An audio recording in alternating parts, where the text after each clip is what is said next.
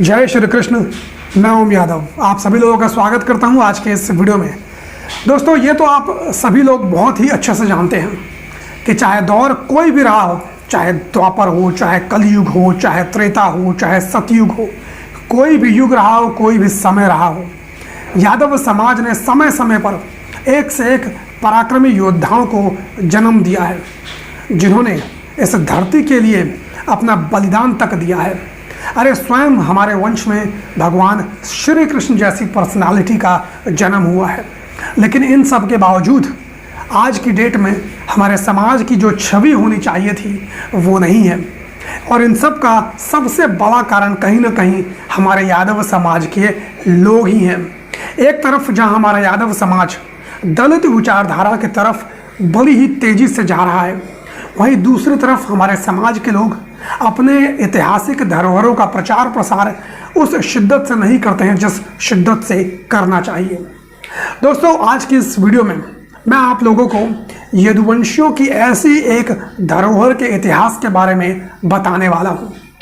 आज की इस वीडियो में मैं आप लोगों को एक ऐसे ऐतिहासिक किले के बारे में बताने वाला हूं जिसका निर्माण स्वयं यदुवंशी अहिर क्षत्रिय सहस्त्रबाहु कृतवीर अर्जुन के वंशज द्वारा किया गया था।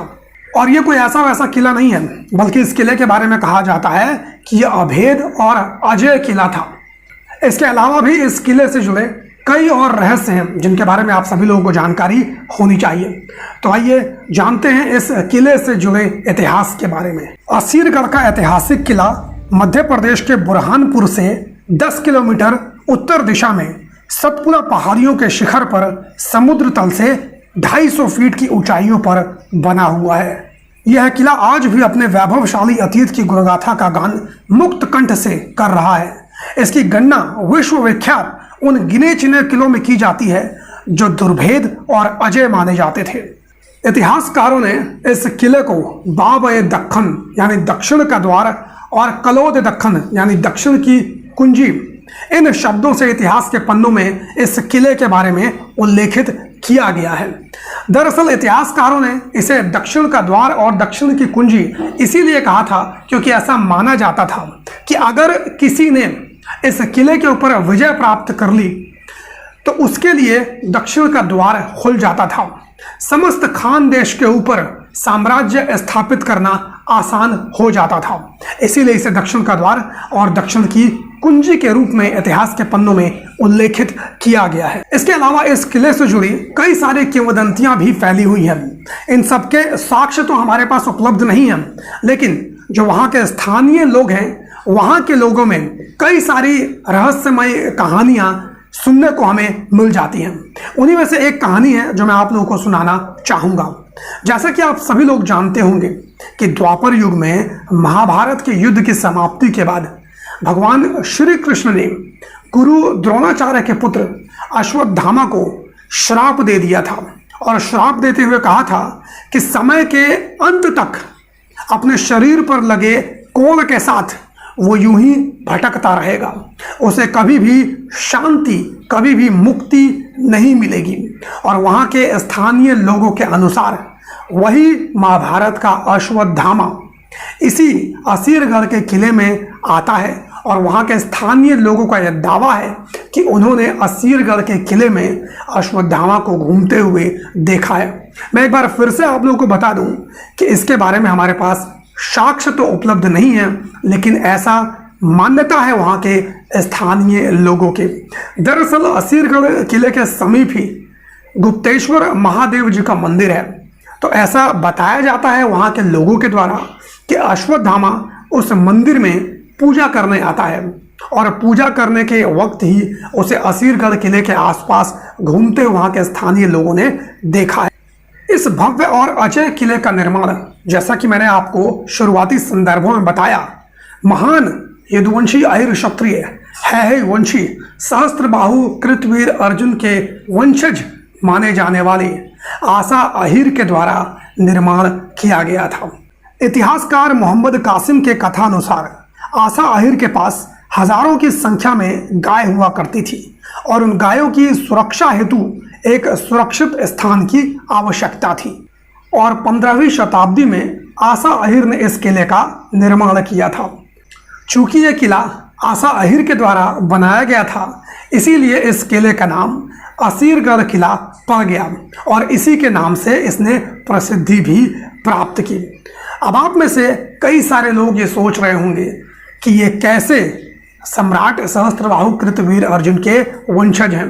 कुछ लोग तो समझते हैं कि सहस्त्रबाहु कृतवीर अर्जुन एक राजपूत योद्धा थे, लेकिन मैं आपको बता दूं कि सहस्त्रबाहु कृतवीर अर्जुन है ही वंशी यदुकुल क्षत्रिय थे, यदुवंशी अहिर क्षत्रिय थे और उन्हीं के वंशज आसा अहिर जी माने जाते हैं। मेरी बात पर आप लोगों को यकीन नहीं हो रहा है तो लीजिए इतिहासकारों की ही बात सुन लीजिए। देखिए, आसीरगढ़ का किला जो है वो है वंशीय किला है। राजा आसीर जो कि है वंश के आगे के परिचायक थे, जिस प्रकार से यदुवंश के 7वें परिचायक श्री कृष्ण भगवान थे, उसी प्रकार से है वंश के जो परिचायक थे वो आसिर थे। उनके नाम पर बसा हुआ ये गढ़ आसिरगढ़। आसिरगढ़ के अंदर जो है वो काफी सारी खूबियां हैं। अजय दुर्ग भारत के 7 अजय दुर्ग माने जाते हैं। उन 7 अजय दुर्गों में से एक अजय दुर्ग है आसिरगढ़। तो सुना आपने, उम्मीद करता हूं कि अब आपको मेरी बात पर यकीन हो गया होगा। लेकिन ऐसा नहीं है कि हमेशा ही इस किले के ऊपर आसा अहीर का ही आधिपत्य रहा हो। इतिहासकारों के अनुसार इस किले के ऊपर मुस्लिम शासकों ने बाद में कब्जा कर लिया था। दरअसल इस किले की प्रसिद्धि दूर दूर तक फैली हुई थी और इसी प्रसिद्धि से प्रभावित होकर एक बार फिरोज शाह तुगलक के एक सिपाही मलिक खां के पुत्र नसीर खान ने इस किले के ऊपर कब्जा करने की योजना बनाई। उसने आसा अहीर से मुलाकात करके निवेदन किया कि मेरे भाई और मलकाना के जिम्मेदार मेरी जान के दुश्मन बने पड़े हैं, मुझे परेशान करते रहते हैं और मेरी जान लेना चाहते हैं। इसीलिए आप मेरी और मेरे परिवार की सुरक्षा करें और हमें इस सुरक्षित स्थान पर रहने की अनुमति दें। आसा अहीर के बारे में कहा जाता है कि वो बड़े ही उदार व्यक्ति थे, बहुत जल्दी ही लोगों के बातों पर विश्वास कर लेते थे और उन्होंने ऐसा ही किया। नसीर खान की बात पर विश्वास कर लिया और उसे और उसके परिवार को अपने किले में रहने की अनुमति दे दी। नसीर खान ने धीरे धीरे आसा अहीर का विश्वास जीत लिया और उसके विश्वास पात्र बन गए और धीरे धीरे किले के अंदर डोलियों में अपने परिवारों को, महिलाओं को, बच्चों को भेजने लगे और उन्हीं कुछ डोलियों में हथियारों से सुसज्जित सिपाहियों को भी भेजने लगा। आसा अहीर अतिथि देवो भव की संस्कृति को मानने वाले शख्स थे और उन्होंने नसीर खान के लोगों का स्वागत करने के लिए खुद अपने पुत्र के साथ किले के बाहर दरवाजे पर खड़े हो गए। उन्हें क्या पता था कि डोलियों में महिलाओं और बच्चों के साथ साथ हथियारबंद सिपाही भी तैनात हैं।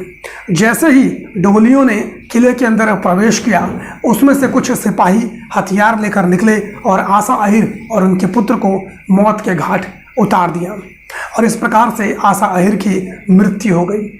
और इस प्रकार से इस किले के ऊपर नादिर शाह का आधिपत्य स्थापित हो गया। लेकिन कुछ ही समय के बाद नादिर शाह की मृत्यु हो गई और उसकी मृत्यु के बाद इस किले के ऊपर एक छत्रराज फिरोज शाह का हो गया। लेकिन फिरोज शाह तुगलक दूरदृष्टि वाला शासक नहीं था।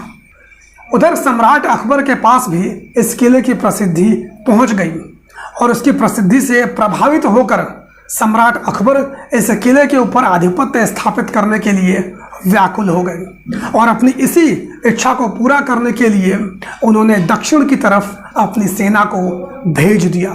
जैसे ही इस बात की सूचना बहादुर शाह को हुई, उसने अपनी सुरक्षा के लिए ऐसी शक्तिशाली व्यवस्था की कि 10 वर्षों तक किला घिरा रहने पर भी उसे बाहर से किसी वस्तु की आवश्यकता नहीं पड़ती। सम्राट अकबर ने आक्रमण करना शुरू कर दिया और किले के सारे रास्ते बंद कर दिए।